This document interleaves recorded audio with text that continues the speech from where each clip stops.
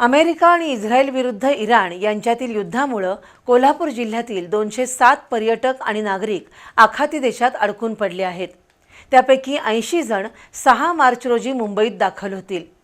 आखाती देशात अडकलेल्या नागरिकांशी आणि पर्यटकांशी जिल्हा आणि राज्य प्रशासनाने सातत्याने संपर्क ठेवला आहे। तसंच भारतीय दूतावासामार्फत त्या नागरिकांना आवश्यक ती मदत दिली जात आहे, अशी माहिती पालकमंत्री प्रकाश आबिटकर यांनी दिली। अमेरिका आणि इस्रायलनं इराणवर हल्ला चढवलाय। या युद्धजन्य परिस्थितीचा Qatar, Saudi Arabia, Kuwait, Oman, Jordan, Bahrain या आखाती देशांनाही फटका बसलाय। दरम्यान कोल्हापुरातील काही नागरिक आणि पर्यटक आखाती देशात अडकले आहेत। या पार्श्वभूमीवर पालकमंत्री प्रकाश आबिटकर यांनी आज आढावा बैठक घेतली।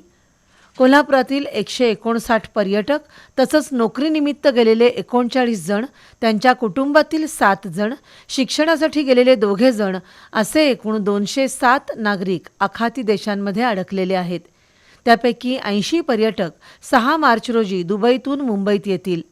आखाती देशात अडकलेले कोल्हापूरचे पर्यटक आणि नागरिकांशी जिल्हा प्रशासनाने सातत्याने संपर्क ठेवावा, त्यांना भारतात आणण्यासाठी नियोजन करावं, अशा सूचना पालकमंत्री प्रकाश आबिटकर यांनी दिल्या।